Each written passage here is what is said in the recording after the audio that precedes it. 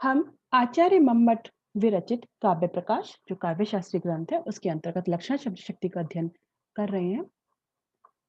इससे पूर्व व्याख्यान में हम लोगों ने सबसे पहले समझा कि लक्षण कहते किसे हैं। मुख्यार्थवादी तद्योगी रूढ़ित्व प्रयोजनात् अन्यो अर्थो लक्ष्यत यत् सा लक्षणारोपिता क्रिया, वह लक्षण आरोपिता क्रिया है। उसके बाद में हमने उसके जो 3 शर्तें हैं, मुख्यार्थवाद, मुख्यार्थ लक्षार्थ संबंध, रूढ़ि या प्रयोजन। तो रूढ़ि और प्रयोजन का उदाहरण देखा, रूढ़ि का उदाहरण था कर्मणि कुशला और प्रयोजन का उदाहरण था गंगायाम घोषा। ये सब डिस्कस कर चुके हैं। इसके बाद में हम लक्षणा के भेदों की चर्चा कर रहे थे। तो सर्वप्रथम लक्षणा की शुद्धता और गौणी, फिर उपादान लक्षण, लक्षण लक्षण, सारूपा साध्यवसाना, फिर सारूपा साध्यवसाना गौणी की। यह बात मैंने पहले भी स्पष्ट की थी कि आचार्य मम्मट लक्षणा 3 षड्विधा सबसे अंत में कहते हैं। सबसे पहले वो बात करते हैं शुद्धता की, और उसमें भी सबसे पहले वो पंक्ति जो आती है, जैसे कारिका के बाद में वो मुख्यार्थवादी तद्योगी रूढ़ितो प्रयोजनात् अन्यो अर्थो लक्ष्यते यत् सा लक्षणारोपिता क्रिया। उसके बाद में जो पंक्ति आती है वो आती है स्वसिद्धे पराक्षेपा परार्थम स्वसमर्पणम उपादानम लक्षणम चेतुक्ता शुद्धि साधिता। तो शुद्ध लक्षण की बात करते हैं। तो पहले हम आप स्पष्ट स्पष्टता हो जाए विषय की, इसलिए हम लोग लक्षणा के पहले हम लोगों ने चार्ट के रूप में भेद देखा है ताकि एकदम क्लियर रहे लक्षणा के। अब हम क्या देख रहे हैं, शुद्धा। तो शुद्धा सबसे पहले अब हम देखेंगे। तो शुद्धा लक्षणा किसे कहते हैं? उपचार से मिश्रित ना होने वाली जो लक्षणा है वो शुद्धा है। उपचारेण अमिश्रित्वात्, उपचार से जो मिश्रित नहीं होती, यानी जो उपचार से मिश्रित नहीं होती वो लक्षणा कौन सी कहलाती है? वो शुद्धा लक्षणा कहलाती है। और उपचार क्या है? ये हमें साहित्य दर्पण में मिलता है। उपचारो ही नाम अत्यंत विषकलितयो पदार्थयो सादृश्याति से महिम नाम भेद प्रतीति स्थगन मात्रम। यानी जो दो पदार्थ होते हैं, भिन्न पदार्थों में अत्यंत सादृश्य के कारण भेद की प्रतीति ना होना, वो उपचार कहलाता है।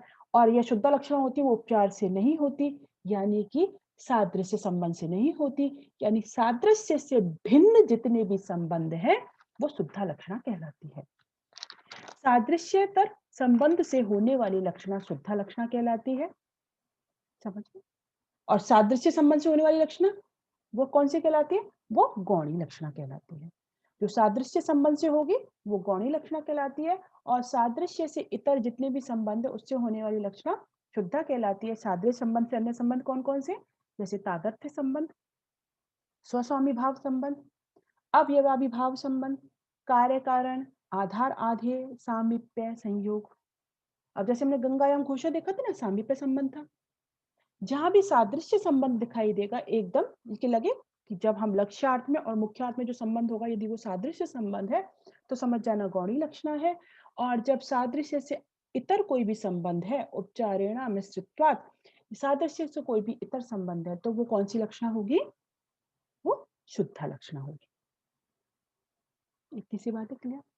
अब क्या कहते हैं? उपादान लक्षणा।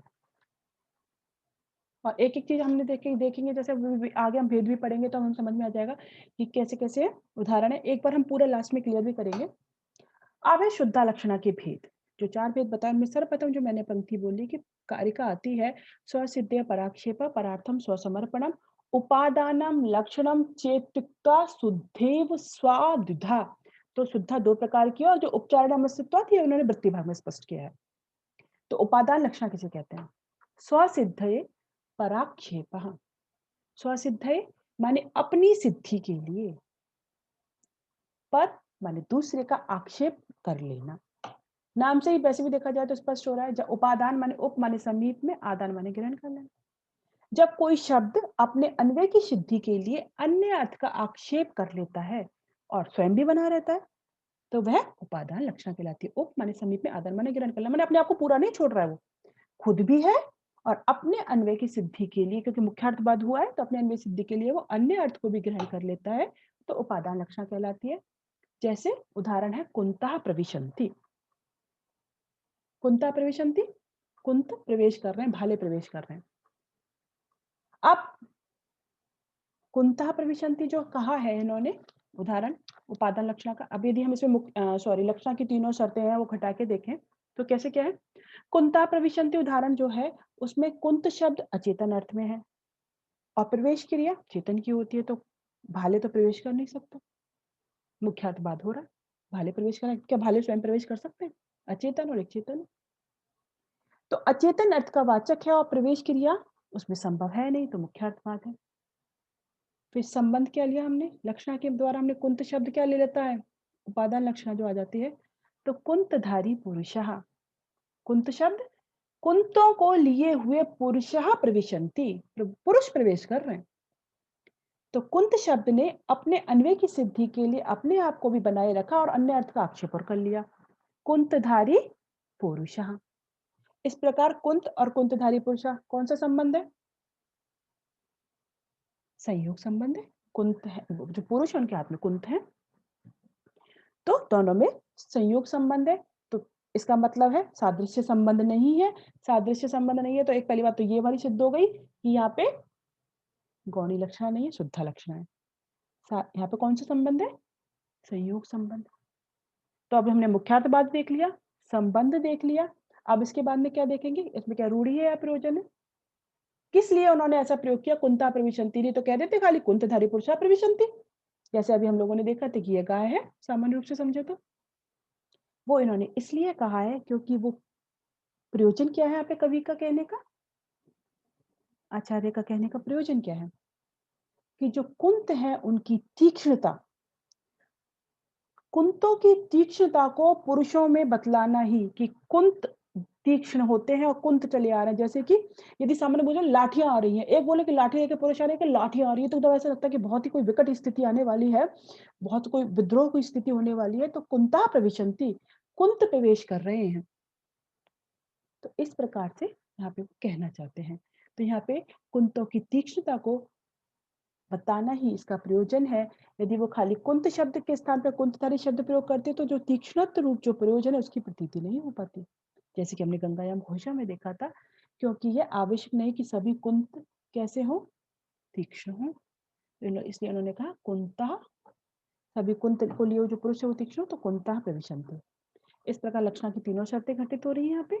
चूंकि संयोग संबंध है इसलिए शुद्ध लक्षणा है, और कुंत शब्द ने अपने अर्थ को भी बनाए रखा है और अन्य अर्थ को आक्षेप कर लिया है, इसलिए उपादान लक्षणा है।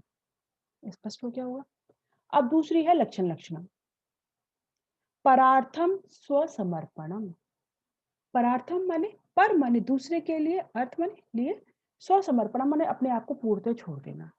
जिस लक्षणा में वाक्य में कोई शब्द वाक्य में प्रयुक्त दूसरे शब्द के अन्वय की सिद्धि के लिए अपने अर्थ का परित्याग कर देता है, पूर्णतः अपने अर्थ को छोड़ देता है, तो उसको कहते हैं लक्षण लक्षण। ठीक है, जैसे कि उदाहरण क्या दिया है? गंगायाम घोषः। यहाँ पे जो यानी इसमें क्या होता है, वो अपने अर्थ को पूर्णतः छोड़ देता है। गंगायाम घोषः, तो गंगा की धारा में घोष है। गंगा की धारा में घोष हो नहीं सकते, जैसे ये तो भी हमने देखा है, गंगा की धारा में अभीरों की बस्ती हो नहीं सकती। संबंध क्या लिया हमने? गंगा तट, यानी कौन सा संबंध है यहाँ पे? सामीप्य संबंध है। और प्रयोजन क्या थी? शैत्यत्व और पावनत्व की प्रतीति कराना, जो हम पहले देख चुके हैं, इसलिए हमने यहाँ पे गंगायाम घोषा शब्द प्रयोग किया था।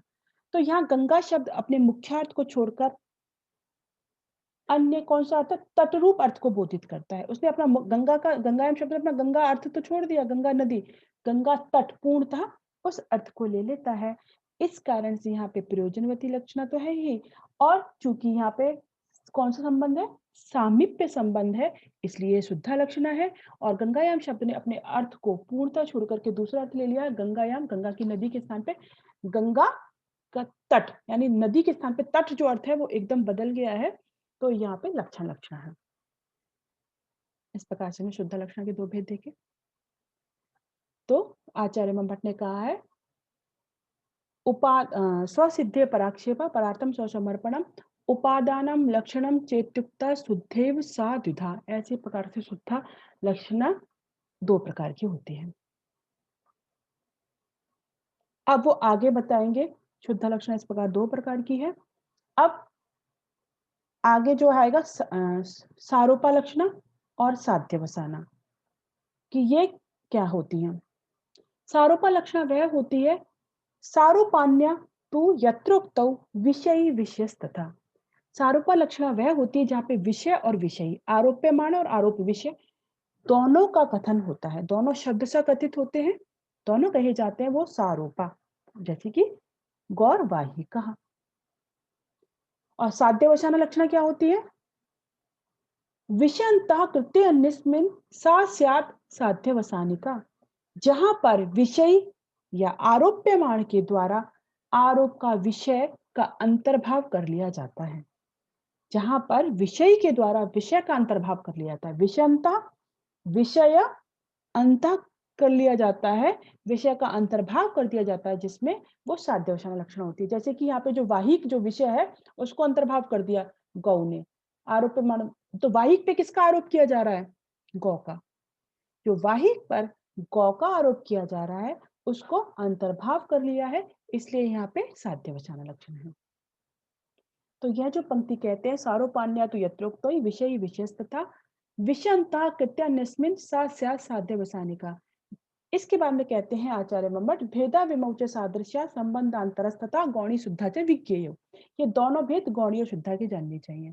तो ये दोनों सारोपा साध्यवसाना शुद्धा के भी होंगे और गौणी के भी होंगे। तो इसके बाद में अब हम एक पूरे चार्ट में देखेंगे कि लक्षणा के क्या भेद है और इनके क्या उदाहरण दिए हैं, कैसे इसमें सारोपा है, कैसे इसमें साध्यवसाना है, क्या इसमें शुद्धा है या इसमें गौणी है। ये सारा डिस्कस हम अगली क्लास में करेंगे। आज हम यही समाप्त करते हैं।